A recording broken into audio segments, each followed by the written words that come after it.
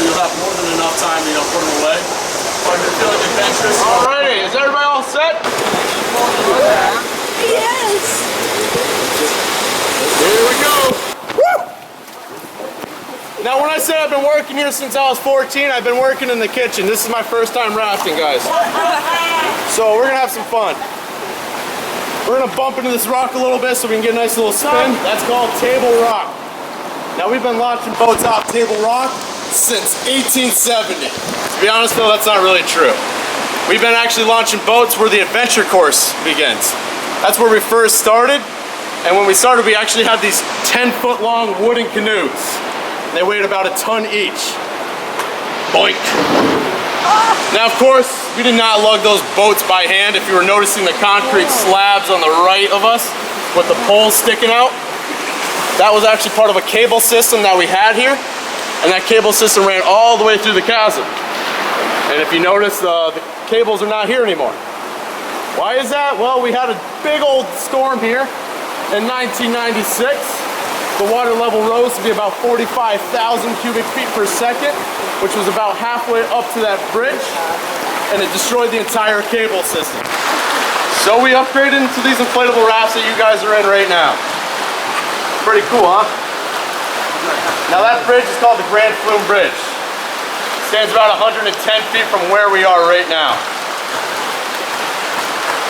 Now let me tell you one thing, guys. In 1996, that wasn't even the biggest flood that we've experienced here. Very recent, in 2011, we had Hurricane Irene. Any guys remember Hurricane Irene? Oh, we sure remember her too. She rose the water level to an all-time high of 95,000 cubic feet per second. Now 95,000, that's about 10 feet below that bridge. So you can imagine we did not do any raft rides that day. We'd probably have a survival rate of 0%, so we decided not to do it. Now right here where we're entering is the Grand Flume. The Grand Flume is the deepest section of the Ausable Chasm. It's about 60 to 70 feet deep here, and it's also the narrowest section of the chasm. It's about 10 to 12 feet wide here. Now in this spot you can admire the layers here in the rocks and just see how nice they are and how cool they are. Now each layer, because this is Potsdam sandstone, it is about 10,000 years old. Wow. Now once we get to the beach here, you'll see the process which happens to make sandstone. Water rises in the wintertime when the snow melts, and then sediments just keep falling through the water, and the sediments just lay on top, right on the rock that's there, and it just keeps compacting, creating this sandstone that you're seeing.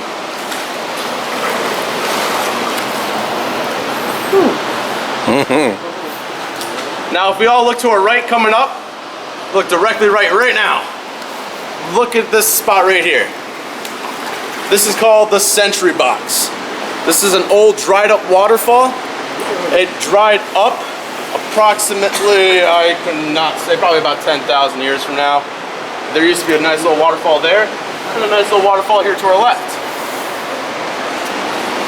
Now, this waterfall was actually pretty cool because what happened here, you see that rock to the left?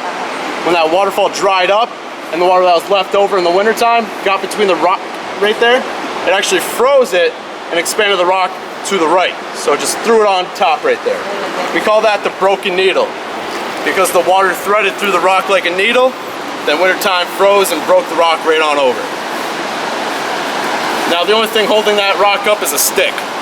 I put it there this morning to make sure it didn't fall over. So we're all safe, okay guys? And right here to our right is the last remaining part of the pulley system. That helped us, get our rafts right on out and right on up the river. And this is the original ending of the raft tour. If you're noticing all these little metal hooks to the right in the rocks, you'll see these little hoops. The tour would end right over here. And people would walk along the edge here and go to that little platform where you see that picnic table. Now, of course, as you can see, guys, we are approaching rapids. I would like everybody, please tuck in your feet, grab the black straps. And I hope you guys signed those waivers, right?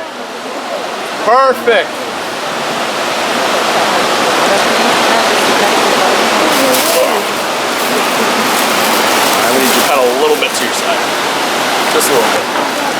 Oh, you want to grab the T? Grab the T, tight grip. Just paddle forward.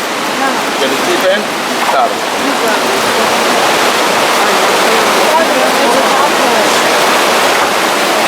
Hold it for mommy. You guys ready? I hope so, we're almost there. Woo-hoo! Here we go. Yeah!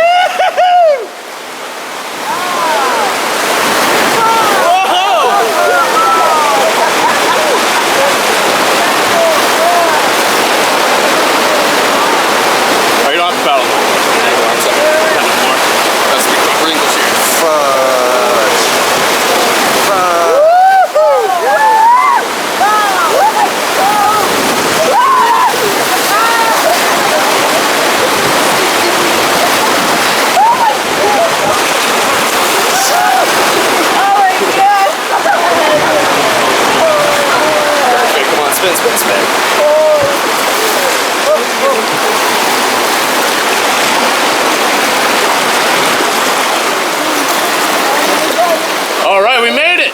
I see all 7 heads. Perfect, first time all year. Now those rapids, folks, they're at a whopping class 1 out of 6. Yeah, they're not too crazy. I give them a little too much more height than what they are. So we're going to have a nice little view of the rapids. Wow, we made it through that? Yes, sir. Good. Now what we're entering after the rapids is the Whirlpool Basin.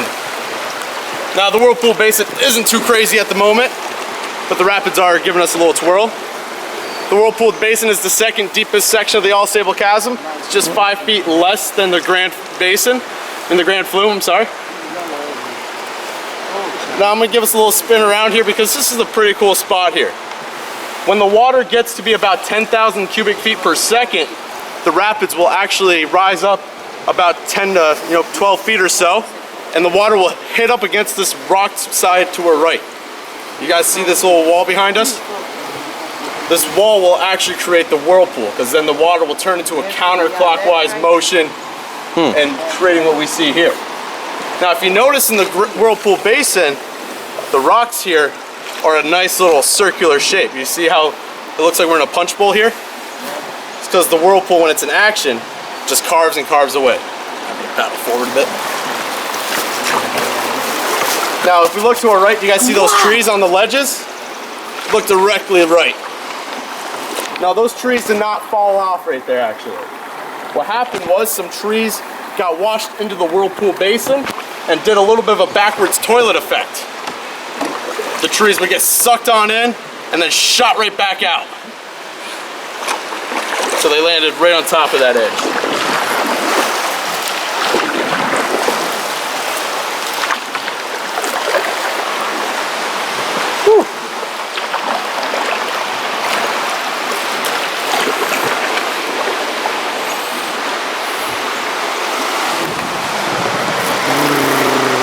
I'm giving us a nice little spin so you guys can get a nice picture of the Whirlpool Basin.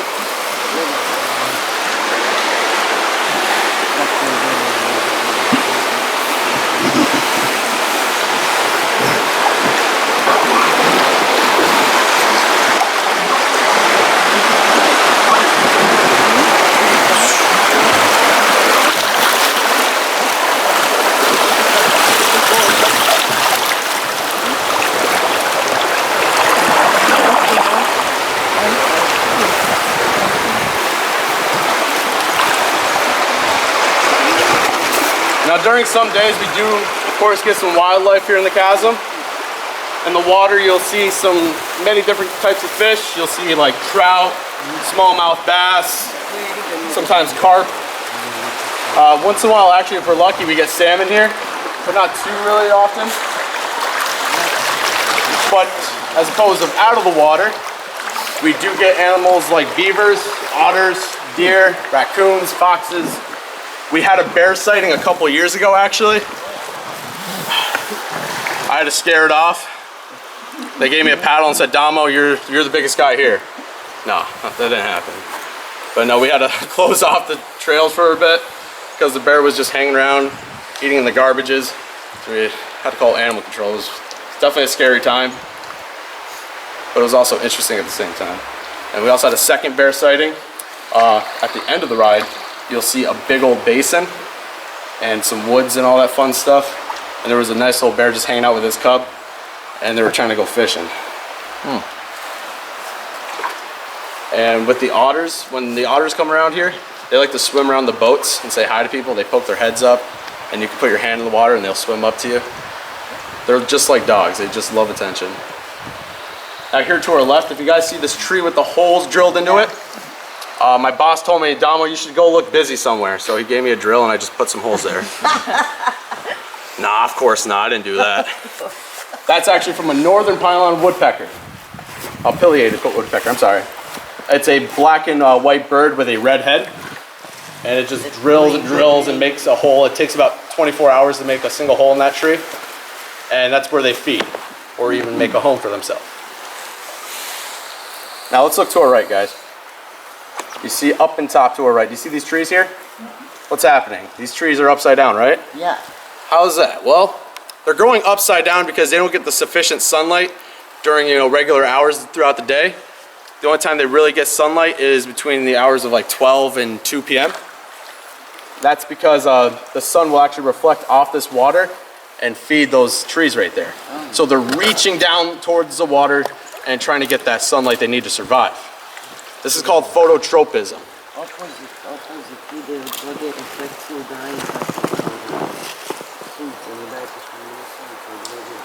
Now directly in front of us, you'll see a triangle shape into the rocks. You guys see that?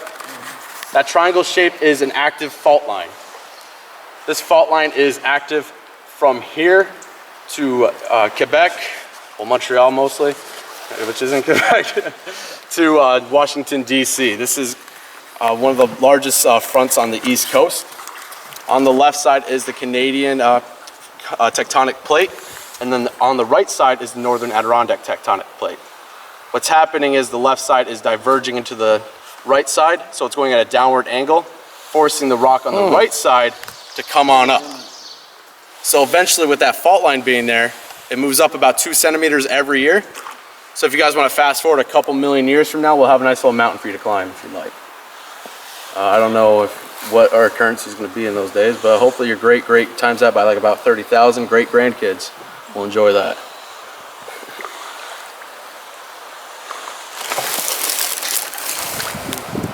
And also, you guys see how there's 2 rivers here? Yeah. Look at this. Now, I'm going to ask you guys, what river do you think is the original river? The one on the left or the one on the right? The one on the left? Left. It's island, no? It is an island, but that island was not there before 2011. The island the river to the left is actually not the original river. Believe it or not, the river to the right is. Now, when Irene came through, like I said, the water levels were at 95,000 cubic feet per second. So if you're looking at these trees, you guys see some bark chunks missing out of them? That's how high the water got. We're gonna have a nice little semi-dry exit.